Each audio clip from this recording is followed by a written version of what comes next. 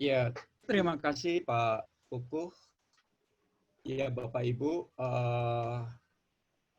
sidang untuk hari Sabtu akhirnya diputuskan semuanya berlangsung online. Sempat memang kita berencana untuk ke Kinasih, tapi memang mengingat situasi PSBB dan segala macam, maka sidang akan berlangsung online. Jadi yang di tempat itu hanya Mbak Geget selaku yang diuji dengan beberapa kru yang siap menjalankan tugas pada sidang online ini. Saya sudah minta Pendeta Heri untuk menjelaskan berkait dengan rencana sidang online yang memang baru pertama kali diadakan dalam sejarah kita semua. Monggo Pendeta Heri. Terima kasih Pak Yoel. Selamat malam Ibu Bapak semuanya. Mohon waktunya sebentar. Beberapa hal pokok mengenai penjelasan tentang bagaimana persidangan secara terintegrasi maupun ujian terintegrasi, pembimbingan terintegrasi maupun juga tata tertib ujian itu sudah dikirim di grup ujian ya. Panjenengan sami sudah, khususnya utusan utama dan visitator sinode sampun ya. Nah, saya akan membantu menjelaskan, nanti dibantu oleh teman-teman yang lain. Ibu Bapak dan Saudara, sudah beberapa tahun ini kita memakai pembimbingan terintegrasi sehingga kita bisa belajar untuk melihat kesatuan antara 4 mata uji, yaitu PPAG, Tata Gereja, Khotbah, dan juga Sejarah Gereja. Mbak Geget, calon Bogor, itu juga mengintegrasikan 4-4-nya itu dengan satu tema, yaitu tentang pemberdayaan warga atau pemberdayaan umat. Lalu kemudian Bapak Ibu, yang menjadi basis dari karya tulis adalah sejarah gereja, lalu kemudian hasil dari bagaimana melihat pemberdayaan umat di Bogor itu ditulis dalam konteks sejarah gereja, didialogkan dengan PPAG, didialogkan dengan tata gereja sehingga menjadi satu karya namanya KTA, yaitu karya tugas akhir. Dan kemudian setelah itu Mbak Gege juga menyusun khotbah sebagai dokumen yang kedua, naskah yang kedua untuk nanti diuji. Jadi ada 2 dokumen, pertama adalah KTA, karya tugas akhir, yang kedua adalah khotbah. Ibu Bapak dan Saudara, mungkin saya coba share screen ya untuk melihat secara highlight itu, overview saja. Oh, betul sakit ya dari host ya. Apakah bisa dibantu untuk dibukakan tata tertib ujian dari host, atau mungkin bisa dibukakan supaya saya bisa share screen dari host supaya. Silakan Pak Heri, sudah dikasih. Oke, matur nuwun. Ya. Terima kasih. Bapak Ibu dan Saudara bisa mirsani nggih? Ya, jadi dokumen ini sudah ada di penjelasan model pembimbingan terintegrasi, itu sudah ada di grup bagaimana kita mencoba melakukan pembimbingan tidak parsial dari 4 mata uji, tetapi terintegrasi. Lalu saya ingin mengajak kita melihat bagian ini. Nah, yang bagian paling penting adalah bagian proses pembimbingan dan ujian integrasi. Jadi untuk proses ujian calon pendeta, Ibu Bapak, di alinea 2, materi ujian calon pendeta adalah sejumlah pertanyaan dari para penguji yang mengacu pada muatan KTA, karya tugas akhir, maupun materi khotbah. Para penguji bisa mengajukan pertanyaan dari sudut pandang sejarah gereja, khotbah, PPAG, atau tata gereja, namun tetap dalam koridor KTA dan materi khotbah. Jadi Ibu Bapak dan Saudara, khususnya utusan utama maupun visitator sinode, mohon untuk nanti pertanyaan-pertanyaan uji itu tidak menyimpang dari koridor dokumen KTA dan materi khotbah. Bapak, Ibu, dan Saudara bisa bertanya dari KTA, dari sudut pandang sejarah gerejanya, atau pokok-pokok ajaran gerejanya maupun tata gereja, lalu di materi khotbah bisa bertanya terkait dengan khotbah. Sampai di sini cukup jelas nggih, Ibu Bapak nggih? Lalu kemudian yang kedua yang tidak kalah penting, selain memberikan penilaian terhadap jawaban calon pendeta atas pertanyaan yang disampaikan para penguji, para penguji juga wajib memberikan penilaian terhadap naskah KTA itu sendiri maupun naskah khotbah. Nanti akan ada belangko penilaian, nanti dijelaskan oleh Mas Joel atau Pak Deuntung, yaitu khotbah maupun KTA itu sendiri perlu dihargai, diapresiasi, dan diberi nilai. Kemudian alokasi waktu, Ibu, Bapak, dan Saudara bisa panjenengan pirsani. Alokasi waktu pertama-tama disediakan bagi calon pendeta untuk menyampaikan inti dari KTA, lalu khotbah disajikan.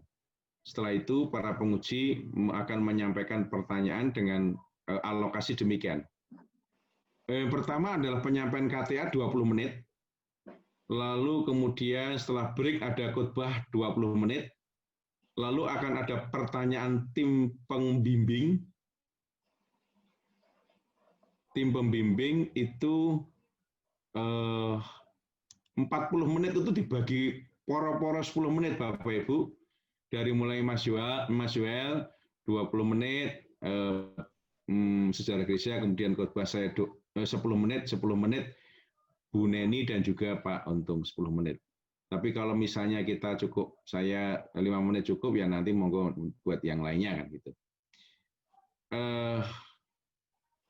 Kemudian utusan utama gereja-gereja itu diberi waktu 60 menit, Bapak Ibu.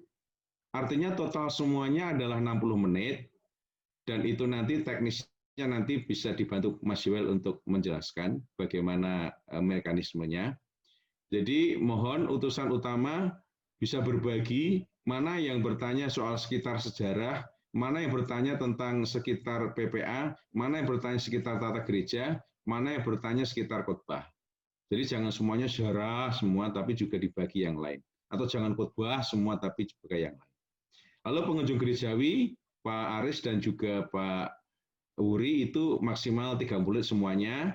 Monggo silahkan berbagi dari perspektif 4 mata uji itu dengan satu tema yang dibuat oleh Mbak Geget. Panjenengan sami bisa berbagi untuk bertanya tentang menapa kemawon. Ini sampai di sini saya akan masuk ke secara cepat saja tentang tata tertib, karena di situ ada beberapa hal yang penting. Sekedar, oh ya ini, pedoman ujian. Sakit dipirsani nggih, Bapak Ibu nggih. Mari kita lihat. Ini nanti sudah ada di grup ujian. Saya terus saja. Yang penting adalah ada bagian nyun sewu di peserta sidang. Nah ini. Peserta sidang itu adalah utusan utama, utusan pengganti, pengunjung gerejawi, utusan badan timur, kemudian tetangga, undang. Jadi mungkin Pendeta Kukuh bisa konfirmasi nggih, kalau kemarin rencananya kan onset di Caringin hanya terbatas, karena ini daring jadi bisa dibuka untuk semuanya nggih, Pak Moderamen. Masih makan Indomie Mas Kukuh atau Pak Pinto nggih. Artinya semuanya bisa melihat. Nah, yang poin 3 ini yang penting, jika persidangan dinyatakan sebagai sidang tertutup pada waktu penilaian, maka peserta sidang tersebut hanya yang berjabatan gerejawi. Nanti teknisnya bisa dijelaskan oleh Pak Yoel atau Mas Yohanes di breakout itu pripun carane, saya kira mangertos kalau pas sidang tertutup. Kemudian untuk pokok yang penting lagi adalah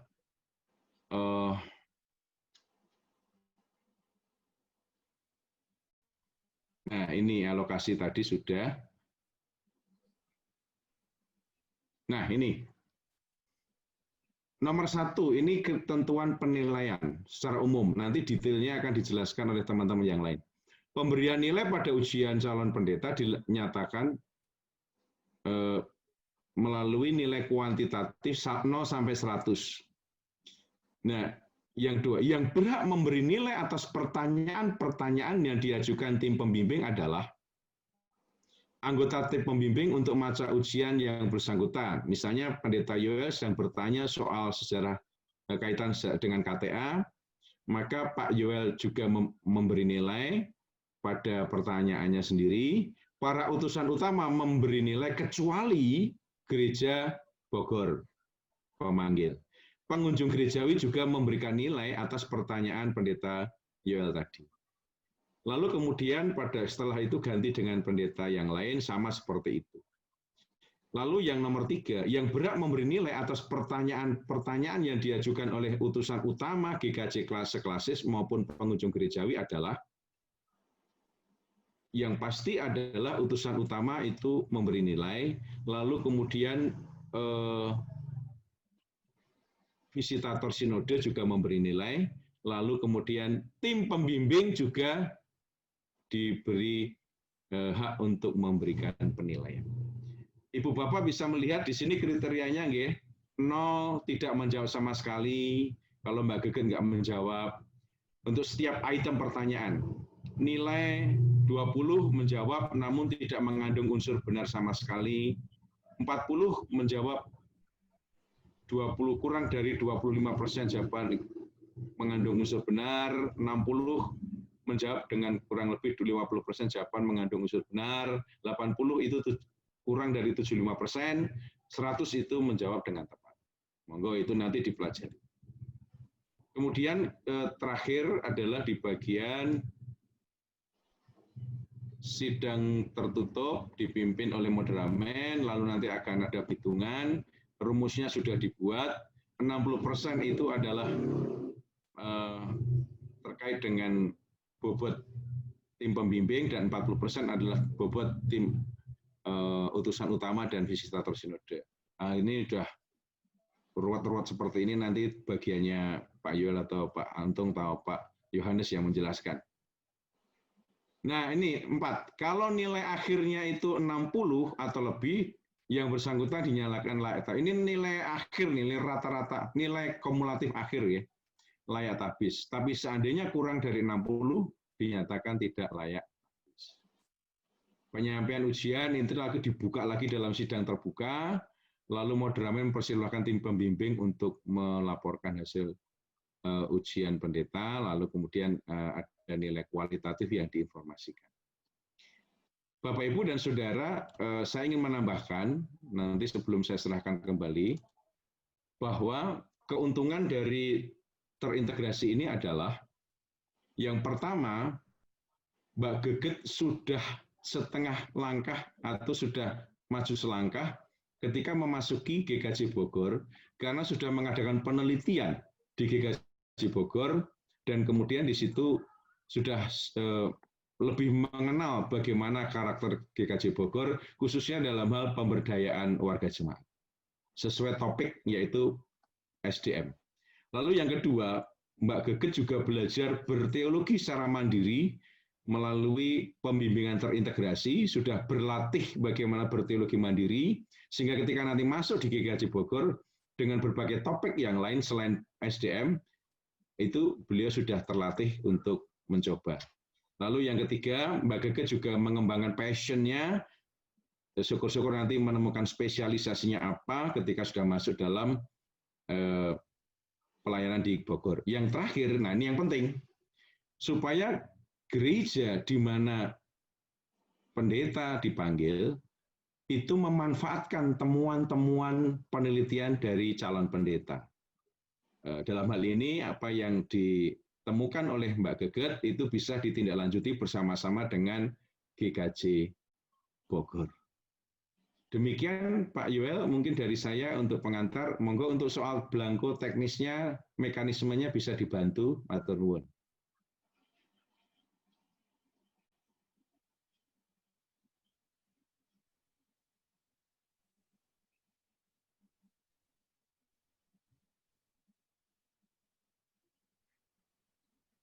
Monggo. Ya, terima kasih Pak Heri. Pendeta Andreas, apakah ada tambahan? Cekap, Pak. Cekap, nggih. Jadi, apakah Pak Yohanes bisa memperlihatkan belangkonya, Pak Yohanes? Belangko penilaian?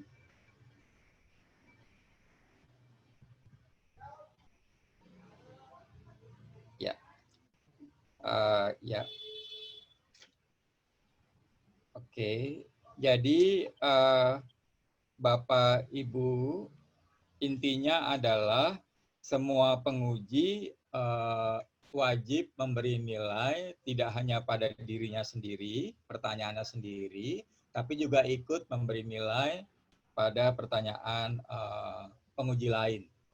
Jadi itu yang pertama. Jadi kita semua memberi nilai semua. Jadi, nah yang pertama adalah pertama kali yang mau kita nilai adalah karya tulisnya. Karya tulis dan presentasi, naskah, dan penyajian khotbah.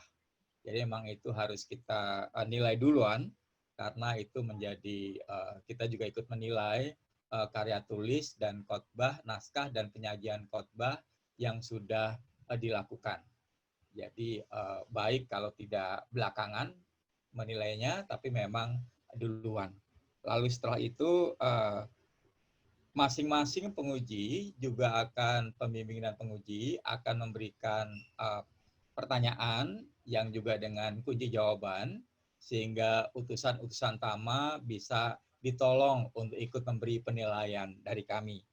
Misalnya ketika saya bertanya tentang sejarah gereja, nomor 1, soal nomor 1, lalu Mbak Geget menjawab, tentu saya menjawab, lalu Bapak Ibu bisa menuliskan hasil penilaian Bapak Ibu berdasarkan kunci jawaban itu, tapi itu hanya sebagai patokan ya, kunci jawaban, pedoman, dan juga jawaban dari Mbak Geget sendiri.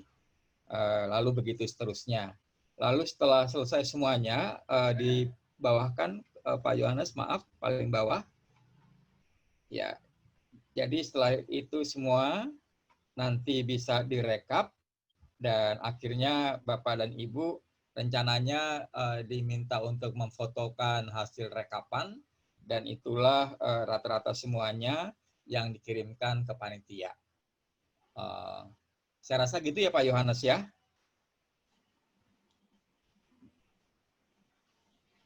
Apakah sampai sini cukup jelas?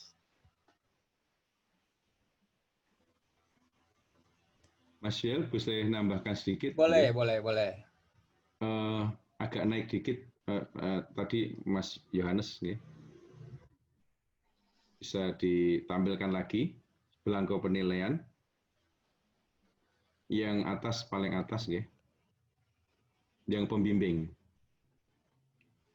Bapak Ibu, utusan utama dan visitator sinode. Jadi secara teknis begitu Mbak Geget presentasi KTA 20 menit, ada waktu jeda, di situ panjenengan menilai bagian karya tulis dan presentasi. Lalu kemudian khotbah, setelah khotbah ada waktu jeda, di situ panjenengan menilai naskah dan penyajian. Lalu sebelum masuk sejarah gereja, nanti Pendeta Yoel akan mengirim soal dan jawaban beliau di grup ujian yang sudah dibuat. Jadi lewat paperless, di situ panjenengan bisa melihat pertanyaan dari Pak Yoel, lalu kemudian jawabannya apa, sehingga itu menjadi acuan untuk ikut menilai. Ada 50 soal ya Mas Yoel kira-kira ya? 60 deh. Ya, paling cuma 3-4 ya, 4-5 lah gitu, nggak baik. Kan 10 menit tok gitu. Nah, nanti begitu sejarah gereja selesai, lalu ada waktu sejenak, nanti pas bagian saya di khotbah, di bawah lagi Mas Yohanes, di situ saya akan share soal dan jawaban, acuan jawaban dari saya ke grup. Sehingga kemudian panjenengan bisa mirsani di situ. Demikian sampai ke Bu Neni dan Pak Untung. Untuk pembimbing akan ada soal dan jawaban. Lalu yang kedua, catatan kedua, ketika misalnya Pak Yoel di paling atas lagi, Saudara Grisha, Mas, Pak Yoel pertanyaan pertama, maka bukan hanya Pak Yoel, tapi kita semua, nanti utusan utama dan visitator mohon, pada waktu nanti bertanya, jelas mengatakan yang soal pertama, gitu. Sehingga kemudian menjadi jelas bahwa itu nanti yang penguji lainnya juga akan memberi nilai untuk soal pertama. Soal kedua, misalnya hitung ya dari Pak Yoel. Soal ketiga jelas. Jadi kalau misalnya ada pengembangan, misalnya dari Pak Yoel bertanya di pertanyaan 1, Mbak Geget apa yang dimaksud gereja? Soal pertama, Mbak Geget apa yang dimaksud dengan gereja? Gereja adalah kalau lalu ada pertanyaan bersayap. Kalau GKJ Bogor itu masuk mana, Mbak? Terus gimana menurut Mbak? Itu sayap itu jangan dihitung pertanyaan kedua. Itu masih dalam koridor pertanyaan nomor 1. Nanti kalau Mas Yoel sudah mengatakan soal kedua, baru ikut menjawab kedua. Jadi mohon untuk bisa pertanyaan-pertanyaan sayap tambahan itu tidak harus selalu masuk dua sebelum Pendeta Yoel mengatakan soal kedua. Mudah-mudahan bisa dipahami nggih, Bapak Ibu nggih. Matur nuwun, monggo Pak Yoel. Ya. Demikian, terima kasih Pak Heri. Apakah Bapak dan Ibu cukup jelas? Jadi nanti yang akan difoto adalah yang paling akhir itu dengan nama lengkap dan utusan. Jadi dengan itu difoto dan dikirimkan ke grup WA kita. Lalu nanti bisa direkap oleh panitia. Pak Andreas ada tambahan, monggo. Ya, saran kecil aja, secara teknis ya. Ini untuk para utusan utama dan pengunjung gerejawi sinode, siapapun yang berhak untuk memberikan penilaian, saran saya ada baiknya print out lembar ini, lembar penilaian. Blanko. Mempermudah. Kalaupun tidak print out, bagi Bapak Ibu yang memakai fasilitas laptop dengan file Excel itu akan lebih memudahkan dalam rekap nilainya. Tinggal bikin rumus sendiri berapa jumlah pertanyaan jadikan sebagai pembaginya. Tidak bisa dibuat rumus secara umum karena kita belum tahu berapa jumlah pertanyaannya. Jadi akan lebih baik jika Bapak Ibu print out, kemudian kalau perlu ya nyiapin kalkulator atau pakai HP juga bisa. Sehingga mempermudah kita semua dalam memberikan dokumen tentang nilai akhir. Itu yang hijau di pojok bawah. Nah, nilai akhir hijau pojok bawah itulah yang nanti dikirimkan kepada di grup untuk dijadikan dokumentasi, dan dari situlah teman-teman moderamen merekap nilai layak atau tidak layaknya. Jadi kurang lebih demikian. Prinsipnya adalah nilai dalam bentuk angka-angka ini sebenarnya hanya alat untuk melihat hasil akhir penilaian kualitatifnya. Jadi nilai kuantitatif itu sebenarnya hanya alat bantu untuk melihat, menentukan penilaian kualitatifnya. Inilah rumusnya, jadi sudah disiapkan kalau rumusnya. Kalau nilai-nilai dari para penguji dan para utusan gereja-gereja serta utusan sinode semua masuk, maka pasti sudah akan ketemu. Kalau semua memberi nilai 100, di akhir pasti akan ketemu nilai rata-rata akhir ujian calon pendetanya adalah 100. Kira-kira seperti itu. Sekian Om, makasih. Terima kasih Pak Pendeta Andreas. Apakah Bu Neni mau menambahkan pendataan ini? Tidak, saya baru masuk, maaf. Ya, Bu Neni baru saja ada pertemuan sinode online. Oke, saya rasa cukup jelas ya. Jadi memang kalau sudah sidang begini, yang diuji bukan hanya Mbak Geget, tetapi kita semua juga diuji.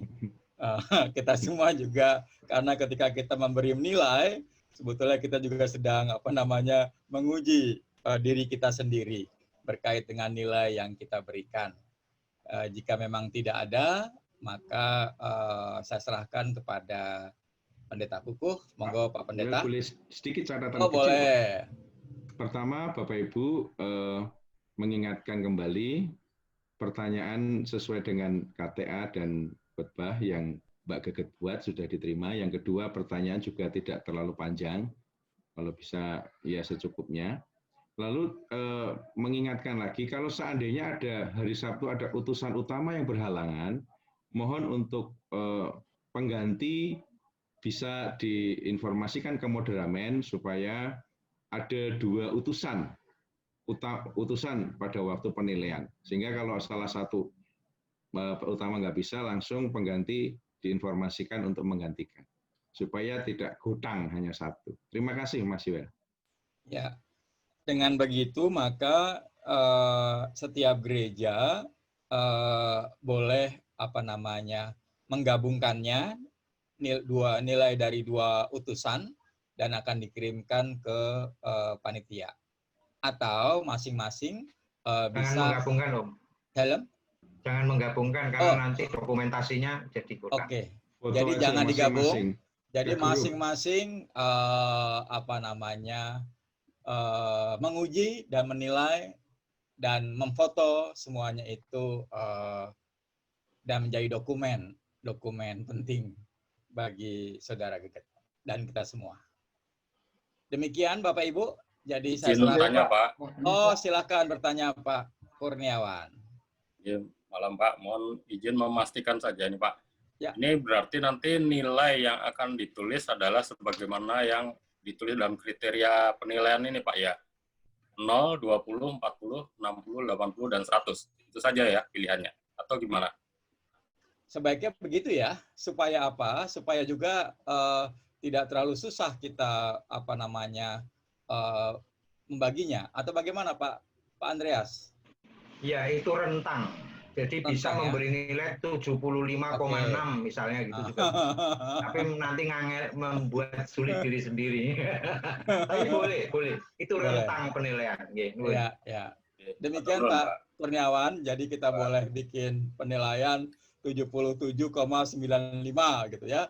Tapi kan nanti kita juga yang ya akan membaginya ya. Terima kasih Pak Kurniawan. Ada lagi yang lain? Satu lagi Pak. Ya, monggo Pak Ari. Ya, tadi Pak Heri menjelaskan kalau pembimbing kan menulis pertanyaan dan jawabannya. Kalau untuk putusan apakah perlu apa enggak Pak? Tidak perlu ya. Saya rasa tidak perlu Pak. Jadi putusan boleh tidak menyiapkan kunci jawabannya. Tetapi nanti yang lain tentu bisa memberi penilaian berdasarkan pertanyaan utusan dan jawaban Mbak Geget, ya bisa memberi penilaian itu. Demikian Pak Ari. Ya, Demikian juga dengan sinode ya, utusan sinode tidak perlu membuat kunci jawaban.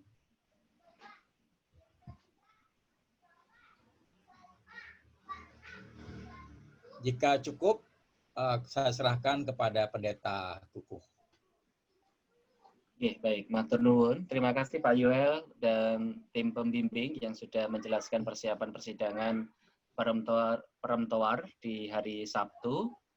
Bapak Ibu, berkaitan dengan persiapan yang sudah dilakukan malam ini, berarti agenda yang kemarin direncanakan hari Jumat malam ditiadakan, begitu nggih, dari tim pembimbing nggih? Siap. Baik. Bisa istirahat. Jadi Jumat bisa beristirahat karena di buku acara ini Untuk sidang di hari Sabtu itu dari jam 9 sampai dengan jam 4 begitu nggih.